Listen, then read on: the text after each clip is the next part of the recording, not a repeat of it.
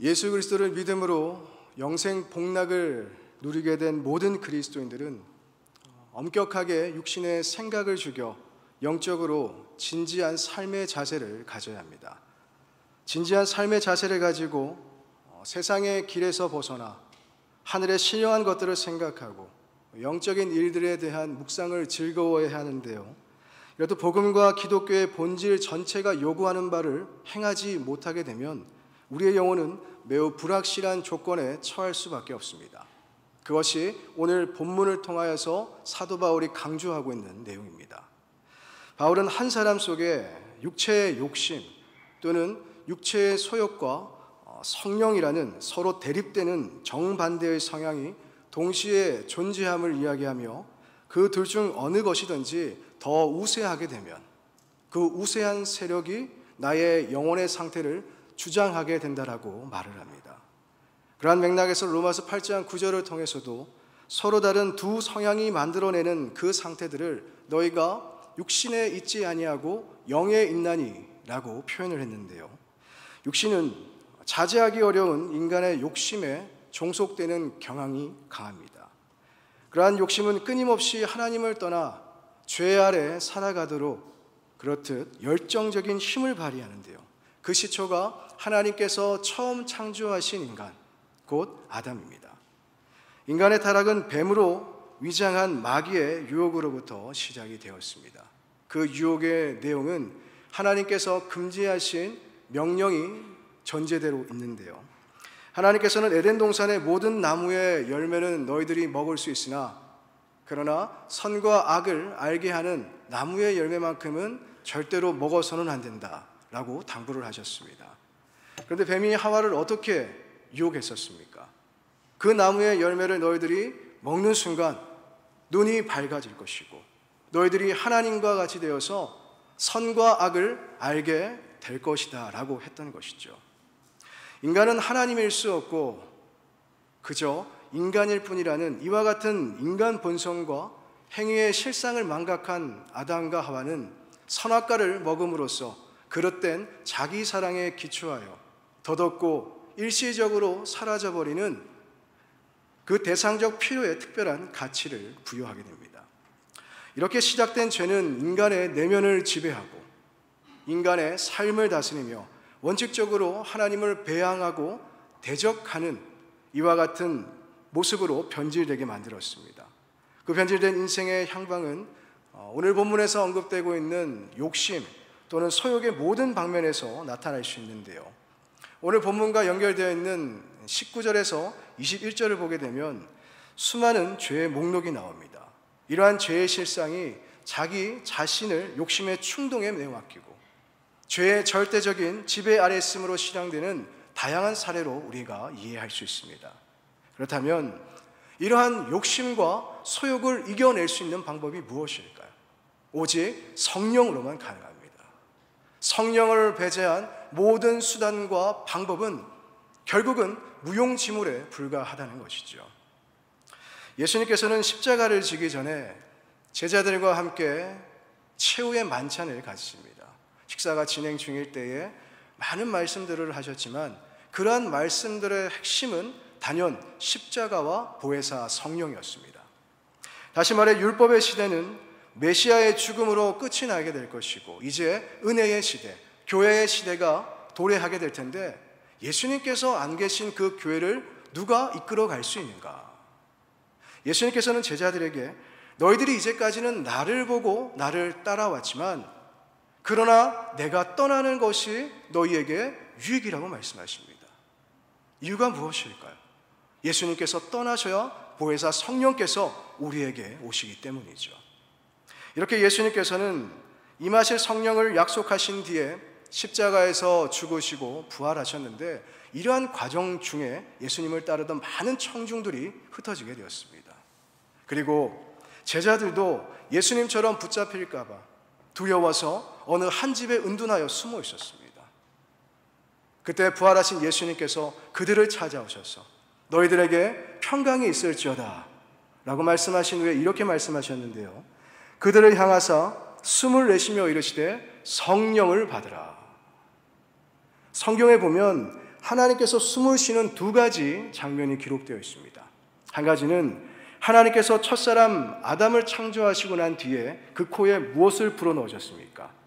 생기를 불어넣으셨습니다. 흙으로 지음받은 사람에게 하나님의 생기가 임했을 때에 생명, 곧 산 존재가 되었다는 것이죠. 그렇다면 예수님께서 그들을 향하사 숨을 내쉬며라는 것은 무엇을 의미할까요? 이것은 재창조의 역사입니다. 굉장히 중요한 부분인데요. 하나님께서 아담에게 숨을 불어넣으시며 산 존재로서 그렇게 창조의 역사를 이루어 가셨듯이 지금 절대 절망 속에 놓여 있었던 그 제자들의 삶을 새롭게 재창조하는 시점에 어떤 과정이 있었다는 겁니까? 예수님께서 그들에게 향하사 숨을 내쉬었다는 것이죠. 기독교는 인간을 개선시키거나 증진시켜서 고치는 종교가 아닙니다. 인간은 고칠 수 있는 존재가 아니라 반드시 죽고 다시금 새롭게 태어나야 되는 존재입니다. 그래서 바울은 내가 그리스도와 함께 십자가에 못 박혔다, 내가 그리스도와 함께 죽었다라고 고백을 했고, 그렇게 옛사람이 예수와 함께 십자가에 못 박힌 것은 죄의 몸이 죽어 다시는 우리가 죄에게 종노릇 하지 않고 그리스도 예수 안에서 하나님께 대하여는 살아있는 삶이 되기 위함이라고 이야기를 했던 것입니다. 이것을 거듭남 또는 중생이라고 합니다. 중요한 것은 예수님께서 제자들을 향하사 숨을 내쉬며 무엇을 받으라고 하셨습니까? 하나님의 영, 성령을 받으라. 교회에 오는 모든 사람은요, 모두가 교인입니다. 그런데 교인은 두 가지로 분류됩니다. 성령을 받은 교인과 성령을 받지 않은 교인. 이것을 성령 세례와 연관해서 이해되어야 되기 때문에 오늘은 설명을 드리지는 않겠지만, 예수님을 믿는 믿음과 더불어서 그 당시 제자들뿐만이 아니라 오늘을 살아가고 있는 우리 모두도 반드시 받아야 되는 것이 있다는 것이죠. 그게 무엇입니까? 바로 성령입니다. 성령으로 충만하실 수 있기를 예수님의 이름으로 간절히 바랍니다. 그렇다면 성령께서 오시면 무슨 일이 일어날까요? 요한복음 16장 7절에서 8절을 제가 읽어드리겠습니다. 그러나 내가 너희에게 실상을 말하노니 내가 떠나는 것이 너희에게 유익이라.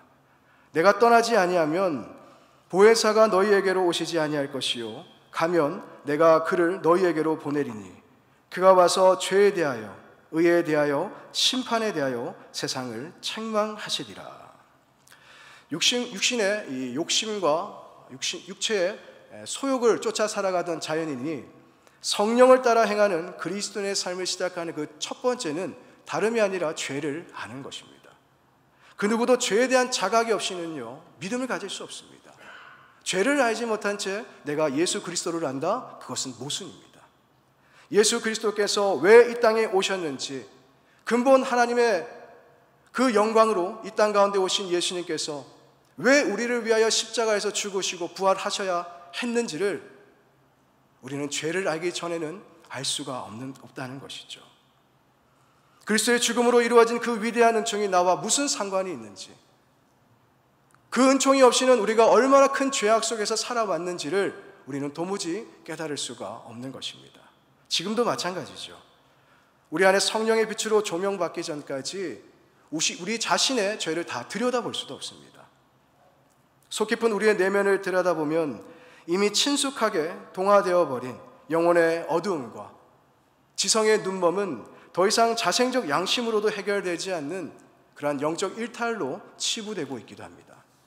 그러다 보니 처절한 죄의식도 없는 것이죠. 그저 누군가와 비교하며 이쯤 하면 충분하다, 이쯤 하면 충분히 의로운 삶이고 이쯤 하면 충분히 경건한 삶이다, 그렇게 자처합니다. 이와 같이 인간이 스스로의 영혼의 상태를 파악하고 대처한다는 것은 불가능합니다. 따라서 죄에 대한 사랑과 자기 의에 대한 그 깨어짐이 이루어지기 위해서는 반드시 성령의 조명이 필요합니다. 하나님의 말씀을 통하여서 비추어지는 그 성령의 조명이 우리에게 있을 때에 우리의 지성을 통하여 범해지던 그 죄악들, 우리의 행위를 통하여 범해지던 그 죄악들이 하나님 앞에 낱낱이 밝혀지게 되는 것이죠. 그 모든 죄악들의 실상을 우리가 깨닫게 되는 것이고, 그러한 죄악들을 목도함으로써 비로소 그때 자기의 중심의 진실함으로 하나님 앞에 회개하였던 세리와 같은 그러한 삶을 우리가 살아갈 수 있게 되는 것입니다. 사도 바울은 하나님께 대하여 전심전력했습니다. 그는 누구보다 하나님을 향하여서 열정적인 삶을 살았지만 정작 예수 그리스도를 만난 후에 그가 무엇을 고백했습니까? 내가 한 것은 하나님을 대적한 것뿐이다. 바울이 어떻게 하나님을 대적할 수 있고 나는 죄인 중에 괴수라고 고백할 수 있을까요? 바울이 죄를 지었으면 얼마나 많이 지었겠습니까? 그러나 성령 안에서 예수 그리스도를 만난 이후에야 내가 유익하도 여기던 모든 사변적 지성과 실천적 그 지성이 오히려 해로운 것임을 알게 되었고, 하나님을 위하여 최선을 다해 했다라고 하던 그 모든 행위가 만물보다 심히 부패한 마음에서 비롯되었다는 죄에 대한 자각이 이루어지게 되었습니다. 이러한 자기 인식으로 그가 얼마나 탁월한 복음의 진술을 많은 곳에 설파할 수 있게 되었고, 바울을 통하여 신적 진리가 얼마나 방대하게 확산되었는지는 우리가 사도행전을 비롯한 그가 기록한 바울 서신 전체를 통해서 확인할 수가 있습니다. 요한일서 5장 4절을 통하여서 무릇 하나님께로부터 난 자마다 세상을 이기느니라. 세상을 이기는 승리는 이것이니 우리의 믿음이라고 말씀을 하십니다. 우리가 육체의 욕심으로부터 이겨낼 수 있는 이유가 무엇입니까? 하나님께로부터 난 자이기 때문입니다. 우리가 세상을 이기며 승리할 수 있는 이유가 무엇입니까? 예수님을 향한 믿음을 가질 때에 우리 가운데 임하시고 우리의 삶을 다스리시는 성령의 인도하심을 받기 때문입니다. 그러한 성령의 내주하심, 성령의 교통하심, 성령의 인도하심 속에 우리가 살아갈 때에 성령을 따라 행하며 살아가고 육체의 욕심과 소욕을 이루며 살아가지 않는 것입니다. 다만 믿음 안에 살아간다고 하여서 절대로 죄를 짓지 않는 것은 아닙니다. 누구든지 죄를 범할 수는 있습니다. 그러나 죄를 범할 수는 있지만 죄 속에서 살아갈 수는 없습니다. 왜냐하면 하나님께로부터 난 하나님의 자녀이기 때문이죠. 다시금 죄의 종이 될 수 없기 때문에 죄와 사망의 법에 구속되어 죄인 줄 알면서도 우리는 자꾸 반복할 수 없게 되는 것입니다. 예수 십자가의 놀라운 은혜를 경험하고 그 은혜를 힘입고 성령의 인도하심 속에 살아가는 사람들은 죽음에 이르는 육신의 그 모든 소욕들을 멀리하며 살아갈 수 있습니다. 성령을 거스르는 육체의 욕심을 단호히 거절하고 모든 사람이 가는 그 넓은 길이라 할지라도 우리는 따라가지 않는다는 것입니다. 모든 사람들이 육체의 욕심을 따라서 아무런 가책이 없이 하는 일이라 할지라도 하나님께로부터 난 하나님의 자녀인 우리에게는 하지 못하는 일들이 분명히 있을 수 있다는 것입니다. 그러므로 지금 우리의 정체성을 분명하게 알아야 됩니다. 우리는 하나님의 자녀입니다. 우리는 세상에 속하지 않은 사람입니다. 우리는 죄를 지을 수 없는 사람입니다. 우리는 육체의 욕심과 육체의 소욕을 따라 살아가지 않는 사람입니다. 우리는 성령을 받고 성령의 교통하심 안에서 성령을 따라 행하는 그리스도임을 믿으실 수 있기를 바랍니다. 성령 안에서 이것을 알고 이것을 믿으며 살아갈 때에 우리는 육체의 욕심을 이루지 않는 이 땅에서 죄를 이기는 성도의 삶을 살아갈 수 있습니다. 이러한 큰 은혜가 모든 성도님들에게 이루어지시기를 예수님의 이름으로 간절히 축원합니다. 창세기 6장 5절을 보게 되면 하나님의 눈에 비춰진 시대상이 적나라하게 표현이 되어 있습니다. 여호와께서 사람의 죄악이 세상에 가득함과 그의 마음으로 생각하는 모든 계획이 항상 악할 뿐임을 보시고, 그 생각하는 것이 항상 악하다는 것은 육체의 욕심을 따르고 부패한 본성의 상태에 머물러 있는 모든 인생의 특성입니다. 그들 모두가 하나님을 정면으로 모독을 하거나 음행을 행했거나 살인을 행했거나 우상 숭배와 같은 눈으로 보여지는 확연한 죄들을 지은 것은 아니었습니다. 오히려 누구보다 윤리적으로 살았던 사람들, 도덕적으로 귀감이 되던 삶을 살았던 사람들도 분명히 있었을 겁니다. 그러나 하나님께서는 의인은 없나니 이 땅에 단 한 사람도 없다라고 말씀을 하십니다. 진리의 길을 걷지 않고 성령의 은혜 안에서 살아가지 않는다면 겉으로 보이는 확연한 죄를 범하지 않는 사람들에게도 한결같이 무엇이 있다는 겁니까? 악이 있기 때문에 그들이 생각하고 상상하는 그 모든 것들은 항상 악할 뿐이라는 것입니다. 문제는 그러한 삶의 기결이 무엇일까요? 심판입니다. 40일 동안 밤낮 없이 쏟아진 비는 이 세상의 모든 악을 덮어버렸습니다. 120년이나 유보되었던 하나님의 심판, 마침내 그 심판이 임하던 시점에도 여전히 하나님께 등을 돌리며 살아가던 많은 사람들이 있었다는 것이죠. 어쩌면 그들 대부분은 심판의 원인이 나에게 있지 않다라고 여겼을지는 모르겠지만, 그러나 영원한 멸망의 형벌 앞에서는 그 누구도 핑계치 못할 뿐이었습니다. 그러한 맥락에서 갈라디아서 5장 21절을 보게 되면 육체의 욕심으로 대변되는 수많은 죄의 목록들이 열거된 후에 육체의 욕심을 이루는 삶의 결국은 하나님의 나라를 유업으로 받지 못하는 것이라고 말씀을 하십니다. 여기서 하나님의 나라는 기독교 복음이 제시하는 궁극적 미래의 희망, 꼭 구원과 부활과 영생을 말하면서 동시에 현재의 실존적 의미도 내포하고 있습니다. 누가복음 17장에 보면요, 바리새인들이 하나님의 나라가 어느 때에 임합니까? 라고 질문을 하게 됩니다. 그때 예수님께서는 하나님의 나라는 볼 수 있게 임하는 것이 아니요 또 여기 있다 저기 있다고도 하지 못하리니 하나님의 나라는 너희 안에 있느니라 라고 말씀을 하십니다. 너희 안에 있는 하나님의 나라, 이게 어떤 의미일까요? 마틴 로이드 존스 목사님은 하나님의 나라라는 책에서 우리에게 임하는 그 하나님의 나라는 하나님께서 다스리시는 영역, 하나님께서 모든 원수를 이기시는 영역, 하나님께서 모든 악을 제어하시고 마침내 그 죄를 제거하시는 영역이라고 설명했습니다. 다시 말해 우리가 육신에 있을 때에는 죄의 정욕의 다스림을 받게 되고 하나님을 나의 원수로 삼고 우리의 인간 존재 자체가 악이지만 예수 그리스도를 나의 구주로 믿고 영접할 때에 무엇이 임합니까? 하나님의 영이 임하는 것이죠. 하나님의 영이 임할 때에 우리의 삶이 하나님의 영으로 다스림을 받고 하나님의 통치가 이루어지고 하나님의 인도하심을 받게 되어지고 하나님 나라의 놀라운 능력과 기적과 회복과 다시 살리심의 역사가 우리의 삶에 상식과 같이 나타나게 되는 것입니다. 그것이 바로 하나님의 자녀된 권세를 누리는 삶입니다. 이러한 하나님의 나라는 어디서 끌어오는 것이 아닙니다. 내가 생각하고 바라는 단순한 감정에 의해서 파생되는 것도 아닙니다. 인간의 어떤 행적이나 능력에 의해서도 이루어지는 것은 아닙니다. 하나님의 나라는 오직 예수 그리스도를 믿음으로 말미암아 모든 믿는 자들에게 비치는 하나님의 은이 차별이 없는 줄로 믿으시기를 바랍니다. 예수 그리스도를 믿음으로 임한 그 하나님의 나라에서는 우리 안에 존재하고 있는, 우리의 삶을 지배하고 있는, 우리의 삶을 끌고 가고 있는 육체의 소욕이 주도할 수 없습니다. 성령을 거스르고 하나님께서 원하지 않는 그 육체의 욕심을 이루기 위하여서 향방 없는 다름질의 진전을 이루어가지 않는다는 것이죠. 왜냐? 그리스도 예수의 사람들은 그 육체와 함께 십자가에 나의 정욕과 탐심을 못 박았기 때문입니다. 그러므로 지금 내 삶에 어떠한 열매가 맺혀가고 있는지를 여러분들 잘 점검하셔야 됩니다.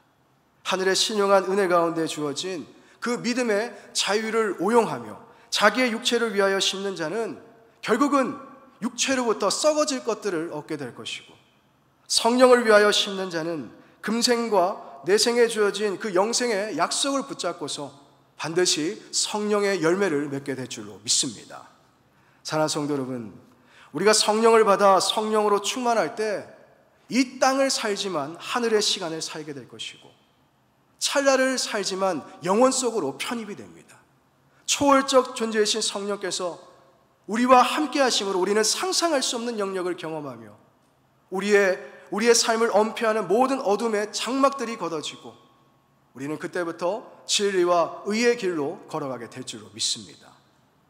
우리가 자주 범하는 신앙의 오류 가운데 하나는 은혜 받음에 대한 감정이 은혜의 실체라고 여긴다는 점입니다.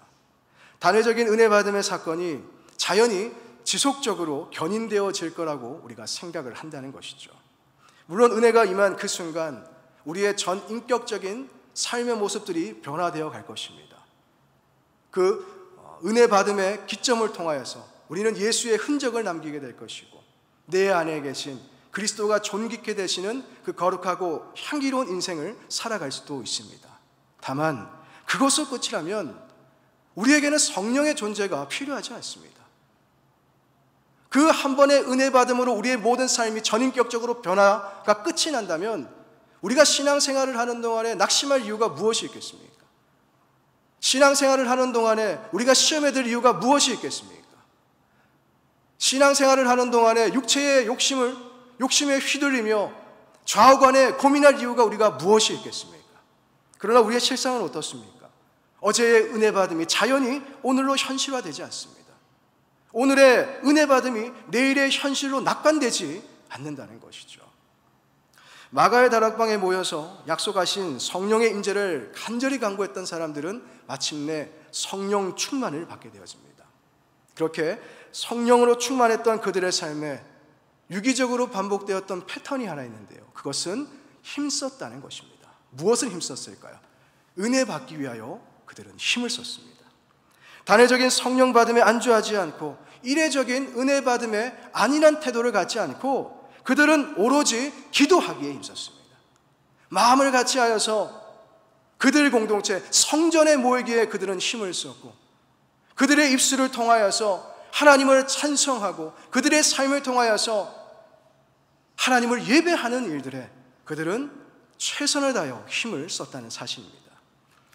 그렇듯 성령으로 충만하기 위해 힘을 썼고 은혜 받기 위하여 힘을 썼던 그들을 통하여서 역사적인 주의 일들이 나타났다는 것이죠. 구원받는 사람이 날마다 더해갔습니다. 안전뱅이가 걷고 귀신 들린 사람이 자유하게 되어지고 죽은 자도 심지어 살아났습니다. 하나님의 말씀을 들은 사람들 중에 남자만 약 5천 명이 예수님을 믿고 구원받는 놀라운 은혜의 역사가 일어나게 되었다는 것이죠. 할렐루야. 날마다의 성령 충만함을 받기 위해 힘쓸 수 있기를 바랍니다. 오늘 은혜 받음에 만족하지 말고 날마다의 삶 가운데 위로부터 임하는 하늘의 은혜를 갈망하고 그 은혜를 사모하면서 우리 모두가 오로지 기도하기에 힘을 쓰고 마음을 같이 하여서 성전에 모이기에 힘을 쓰고 여러분들의 일상 가운데서도 하나님을 찬송하고 또한 하나님을 예배하는 일들에 전심전력하실 수 있는 모든 성도님들 되시기를 예수님의 이름으로 간절히 축원합니다. 요한계시록에 보면 소아시아 7교회가 언급되는데요, 그 중에 라오디게아 교회가 있습니다. 일명 차갑지도 않고 뜨겁지도 않은 특징으로 우리에게 기억되는 교회입니다. 왜 이러한 표현이 나왔는지는 이 지역의 특징을 알면 좀 더 이해하기 쉽습니다. 이 라오디게아 지역은 교통과 상업의 중심지였습니다. 특별히 이 지역은 특산품인 질 좋은 양모와 또 발달한 금융업으로 인하여서 여타 다른 도시들에 비하여서 훨씬 부유했지만 그러나 물 사정만큼은 여의치 않았던 것이죠. 그래서 이웃 도시로부터 그런 물을 끌어다가 사용해야만 하는 어려움이 있었는데, 그런데 그들이 얻어서 사용하는 물은 온천수와 지하수였습니다. 그들이 온천수를 공급받는 히에라볼리에는 도시 북쪽으로 11km나 떨어져 있었고, 또 지하수를 공급해주던 골로새 지역도 이 도시 남쪽 16km나 떨어져 있었습니다. 이렇게 먼 거리에서 물을 공급받다 보니까 이들이 물을 마실 때쯤 되면 어떻게 될까요? 온천수는 식어지고 지하수는 그 차가움을 점점 잃어서 결국은 미지근한 물이 되었다는 것입니다.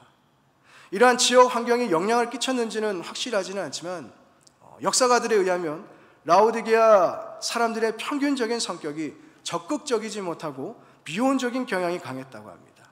그리고 어쩌면 그러한 경향이 그대로 교회에 스며들었을 수도 있다는 것이죠. 선교사이자 신학자인 도널드 맥가브란 교수님께서 교회 성장 이해라는 책을 통해 재미있는 이야기를 하셨습니다. 교회 안에는 깨서 활발하게 일하는 교인이 대개 10%입니다. 살짝 자는 사람이 80%입니다. 그리고 푹 자는 교인이 10%입니다. 목회가 무엇입니까? 10%의 깨어 움직이는 교인들과 활기차게 일하게 하는 것입니다. 살짝 자는 80%를 깨워야 합니다. 그리고 푹 자는 10%는 건드리지 말아야 합니다. 그 사람들을 깨우면 깨고 나서 신경질을 부립니다. 혹시 옆에 누가 푹 자고 있어도 절대로 깨우지 마시기를 바랍니다. 맥가브란 교수님의 말처럼 교회마다 이 미지근한 교인이 80%라고는 단정 지을 수는 없지만, 그러나 교회 안에 많은 수의 성도들이 신앙생활에 있어 사실상 미지근한 경향이 있다는 것은 부정할 수가 없습니다. 그러한 맥락에서 저에게 한 가지 의문이 생겼는데요. 요한계시록 3장 15절에서 16절 말씀 읽어드리겠습니다. 내가 너의 행위를 아노니 네가 차지도 아니하고 뜨겁지도 아니하도다. 네가 차든지 뜨겁든지 하기를 원하노라. 네가 이같이 미지근하여 뜨겁지도 아니하고 차지도 아니하니 내 입에서 너를 토하여 버리리라.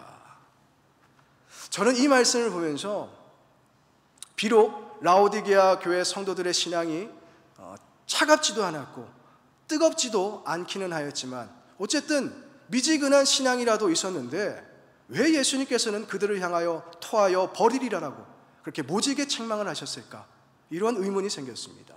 그래서 예수님께 책망받은 미지근한 신앙이 무엇인지를 연구했더니 이런 결론이 도출되었습니다. 이 미지근하다라는 말을 헬라어로 클리아로스라고 하는데요. 이러한 헬라어가 영어 성경에서는 루크엠으로 표기되어 있습니다. 이 루크엠이라는 영어 단어는 행동이나 태도에 끊고 맺음이 없다라는 다소 유연한 내용으로 쓰여지지만, 그러나 클리아로스라는 이 헬라어가 그 당시 히랍 사회에서 쓰일 때에는 아무런 쓸모가 없이 무익한, 가치가 없는 이라는 의미로 사용되었다는 것이죠. 그러므로 라오디게아 교회가 예수님께 책망받았을 때의 신앙 상태, 곧 그들의 미지근한 신앙 상태는 그리스도인이라는 모양만 남아있지, 실상 그 속의 신앙은 어떻다는 겁니까? 예수님을 믿지 않는 사람들과 같이 쓸모가 없었다. 아무런 유익이 없었다. 아무런 가치가 없는, 더 정확하게는 하나님께서 요구하시는 참된 믿음이 그들의 삶에는 없었다는 것입니다. 우리가 가지고 있는 신앙이라는 것은요, 결국 예수님을 향한 믿음에서 비롯되는 것이고 그 믿음으로만 이루어집니다. 그런데 예수님을 믿는다는 것은 우리의 입술의 고백도 중요하지만 우리의 입술의 고백만으로 이루어지는 것도 아니라는 점을 잊지 않으셔야 됩니다. 내가 믿음을 가지고 이 땅에서 그리스도인으로 산다는 것은 예수님께서 마태복음 16장 24절을 통해 말씀하셨듯이 나를 부인하는 것입니다. 자기 십자가를 지고 예수님을 따르는 실천적인 삶입니다. 그러나 교회 안에 나의 십자가를 짊어지고 예수님을 따르는 것이 아니라 예수님의 십자가를 이용만 하는 사람들은 없을까요? 내가 초대교회 성도와 같은 삶을 살아갈 것인지, 아니면 라오디게아 교회 성도와 같은 삶을 살아갈 것인지를 결정짓는 기준은 한 가지입니다. 그것은 바로 성령입니다. 누가복음 11장 13절을 통하여서 구하는 자에게 성령을 선물로 주신다고 하셨습니다. 성령을 구하실 수 있기를 바랍니다. 성령으로 충만하실 수 있기를 바랍니다. 그리하여 육체의 욕심과 소욕을 이루는 그러한 삶이 아니라 성령을 따라 행하는 성령의 사람으로 이 땅을 살아가실 수 있기를 예수님의 이름으로 간절히 축원합니다. 말씀을 맺겠습니다. 출애굽기 23장에 보면 이스라엘 백성들이 가나안에 들어가려고 준비하고 있을 때에 하나님께서는 적들을 조금씩 쫓아내라고 말씀하십니다. 그런데 신명기 9장을 보면요, 그들을 쫓아내며 속히 멸할 것이라고 말씀하셨습니다. 하나님께서는 왜 이렇듯 동일한 존재에 대하여서 다른 표현으로 상반되게 명령을 하셨을까요? 그것은 그들이 쫓아내야 할 적들이 달랐기 때문인데요. 흥미로운 것은 조금씩 쫓아내야 할 적들과 또 속히 쫓아내야 할 적들의 정체를 알게 될 때에 우리는 의문을 가질 수밖에 없습니다. 조금씩 쫓아내야 할 적들은요, 강한 적들이 아니었습니다. 여보스와 히위와 같은 힘이 미약했던 존재들이었고요. 속히 멸할 적들은 10명의 정탐꾼들이 스스로 보기에도 메뚜기 같았다, 그렇게 자기 비하를 유도하고 두려움에 떨게 만들었던 강성했던 거인들이었습니다. 이후에 이스라엘 백성들은 힘이 미약한 소수민족을 먼저 공격했지만 그들을 다 쫓아내기까지는 무려 7년이라는 시간이 걸렸습니다. 그런데 그 7년이 지난 후에 갈렙은 강성했던 그 거인들을 하나님의 말씀과 같이 속히 멸절하며 헤브론을 정복했는데요. 이렇게 헤브론을 정복하기 전 갈렙의 믿음의 고백이 우리의 신앙생활에서 큰 귀감이 됩니다. 그날에 여호와께서 말씀하신 이 산지를 지금 내게 주소서. 당신도 그날에 들으셨거니와 그곳에는 아낙 사람이 있고 그 성읍들은 크고 견고할지라도 여호와께서 나와 함께 하시면 내가 여호와께서 말씀하신 대로 그들을 쫓아내리이다. 하나님께서 나와 함께 하실 때에 인생을 살아가는 동안에 겪게 되는 그 어떠한 문제, 그 어떠한 어려움도 또 우리의 삶에 찾아오게 되는 모든 영적 전쟁에서 우리는 반드시 승리하게 됨을 믿으실 수 있기를 바랍니다. 하나님께서 나와 함께 하신다는 것은 성령을 받고 성령으로 행하며 산다는 것입니다. 그래서 성령으로 충만하여 성령으로 행하며 살아갈 때에 악한 마귀는 우리의 삶에 계속해서 다가오게 될 것입니다. 육체의 욕심으로, 육체의 소욕을 쫓아 살아가도록 그렇게 유혹하고 시험하겠지만 우리 안에 계신 성령께서 그 모든 전쟁에서 승리하게 하실 줄로 믿습니다. 그러한 육신의 욕심에 따라 행하는 악한 삶이 아니라 성령의 인도함을 받으며 성령을 따라 행하며 성령의 열매를 맺고 하나님의 영광을 나타낼 수 있는 축복의 인생이 우리에게 이루어지게 될 줄로 믿습니다. 일평생 성령으로 행하며 성령의 인도하심 가운데 오늘의 천국을 살아가는 모든 성도님들 되시기를 예수님의 이름으로 간절히 축원합니다. 기도드리겠습니다. 예수 그리스도의 십자가 놀라운 은총으로 우리의 모든 죄의 짐을 벗겨주시고 하나님 나라를 유업으로 받은 하나님의 자녀 되게 하심에 감사를 드립니다. 주님께 속하여 살아가는 인생의 걸음걸음마다 영혼을 잇대어 본향을 사모함으로 살아가게 하시되 악한 어둠의 영들과의 피할 수 없는 싸움에서 날마다 승리할 수 있도록 성령으로 충만케 하여 주시옵소서. 자기를 부인하고 자기 십자가를 지게 하시고 우리 안에 모든 육신의 욕심과 소욕을 성령의 불로 태우사 일평생 성령을 따라 행하며 살아가게 하여 주시옵소서. 성령의 충만함을 사모하며 예수님의 이름으로 기도드립니다. 아멘.